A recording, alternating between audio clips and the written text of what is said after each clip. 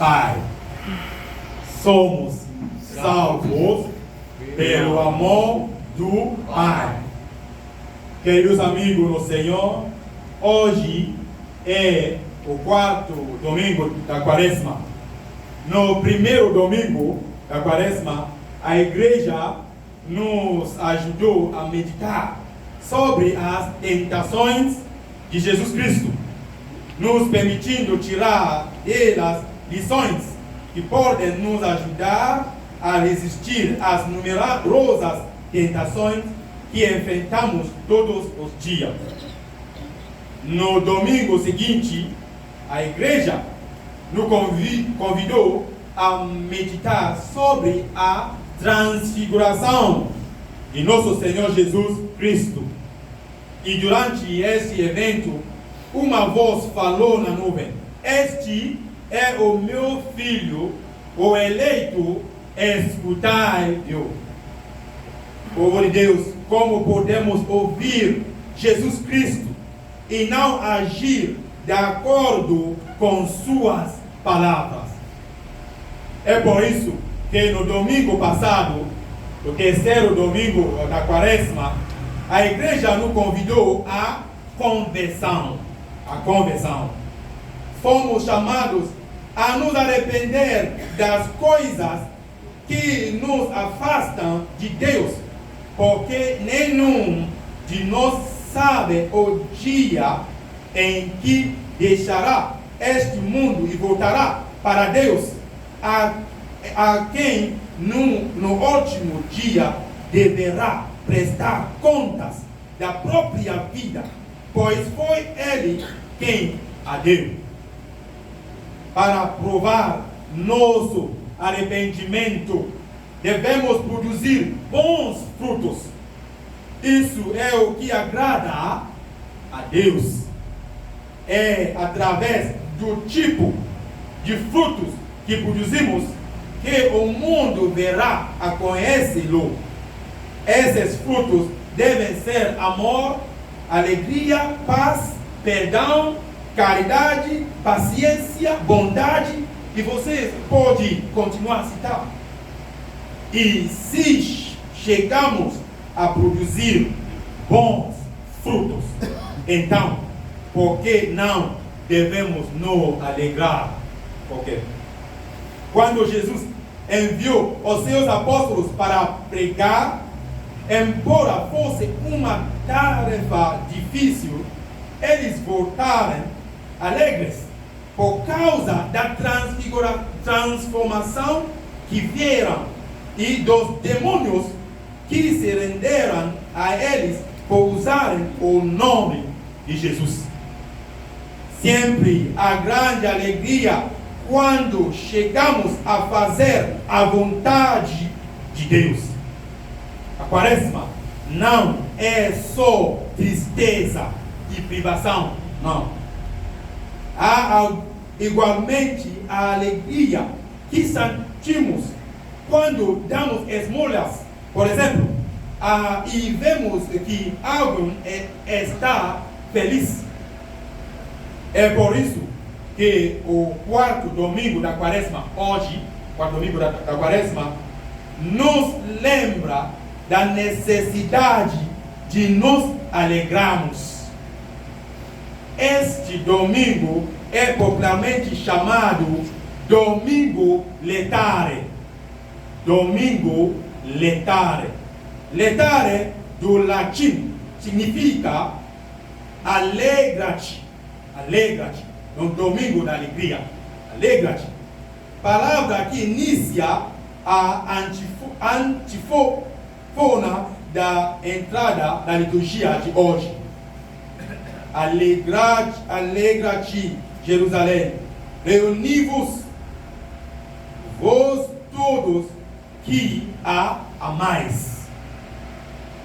Apesar de estarmos na Quaresma, nem todas as esperanças estão perdidas, porque sabemos que a Páscoa está chegando. O domingo letare, domingo da alegria, é, portanto, um tempo de alegria e esperança dentro do tempo quaresmal, pois marcar o ponto médio da quaresma e antecipar a alegria da Páscoa, porque precisamos nos alegrar. Porque precisamos nos alegrar. As leituras da liturgia de hoje nos dão a resposta. Começamos. Em nossa primeira leitura, Josué, que substituiu Moisés e conduziu os israelitas com sucesso à terra prometida, Canaã, né? Canaã, terra prometida, fez com que os israelitas soubessem que não chegaram lá sozinhos. Eles não foram salvos por sua própria força, mas por Deus. Foi o Deus Todo-Poderoso quem o guiou o tempo todo, libertando-os da piada dos egípcios e fornecendo-lhes maná com alimento no deserto, até que entrassem na terra que Deus havia preparado para eles e comecem os frutos dela. Isso é motivo suficiente para eles se alegrarem, pois seu Deus não os abandonou. Eles foram salvos de sua escravidão no Egito pelo amor que o Pai tinha por eles. Povo de Deus, não importa a sua situação, Deus não os abandonou. Você pode estar passando pelo deserto agora, perseguições, traições. Não desista, porque seu Deus não desistiu de você. Continue a ter esperança. Continue a ter esperança. Esse ano é ano de esperança, peregrino de esperança. Ano de esperança. Continue a ter esperança e confiança nele, porque a Bíblia diz que não há nada que o Senhor não possa fazer. Ele pode mudar sua história a qualquer momento, como fez com os israelitas no tempo de Josué. E precisamos, por isso, que o salmo responsorial de hoje diz: provai e vede como o Senhor é bom. Provai e vede como o Senhor é bom. No Evangelho segundo Lucas, vemos o grande amor que o Pai tem por nós. Vemos que frequentemente os desviamos e depois voltamos para Ele em humilde arrependimento. É a grande parábola do Pai misericordioso, a maior da Escritura, para mim, maior da Escritura, que nos mostra claramente a misericórdia de Deus. Nessa parábola, o pai tinha 2 filhos e o mais novo veio até ele e pediu sua parte da herança.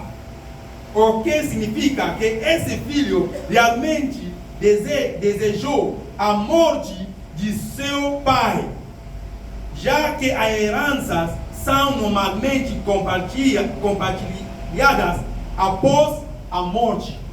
Após a morte. O pai não reclamou.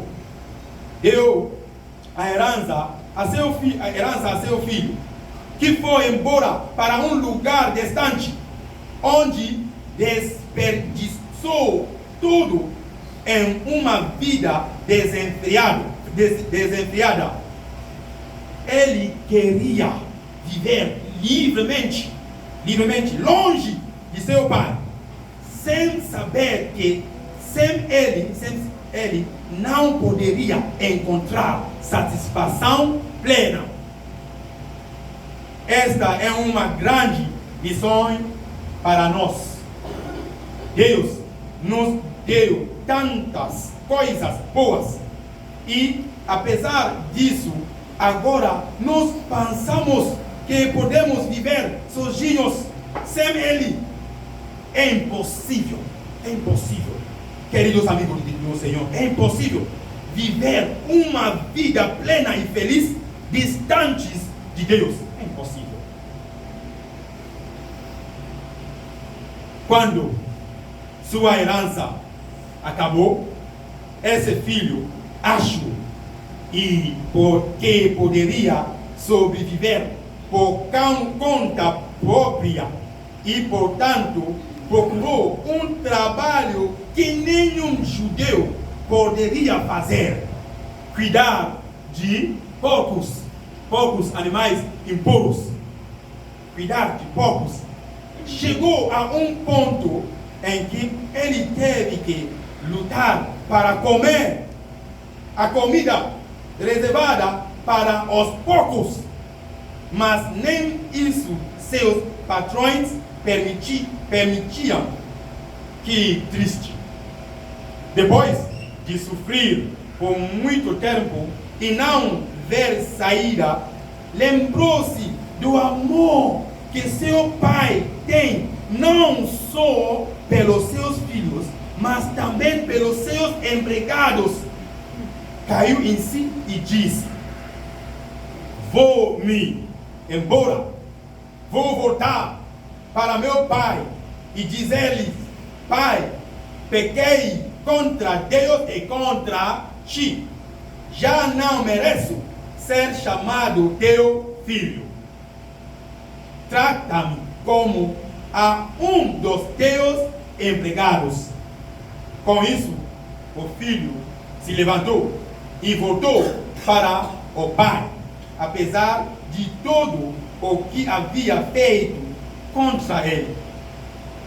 Povo amado de Deus, para saber que é verdadeiramente o nosso, para saber quem é verdadeiramente o nosso Deus, devemos, assim como o filho mais novo, ter a coragem de procurar o seu pai.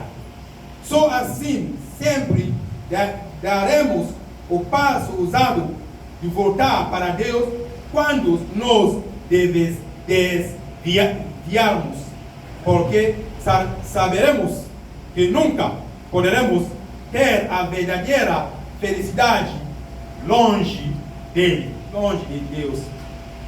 É por isso que Santo Agostinho, grande pessoa da igreja, Santo Agostinho, diz uma vez: nossos corações estão inquietos até que descansem em Deus. Você deve se alegrar, porque Deus nunca pode rejeitá-lo. Deus nunca pode rejeitá-lo. Somos nós que o rejeitamos pelo caminho de vida que vivemos. Somos nós. Que quando este filho estava chegando à sua casa, o pai ouviu a distância, teve compaixão e foi o primeiro a correr à sua direção para abraçá-lo. Pai, imagine o Deus Todo-Poderoso abraçando você.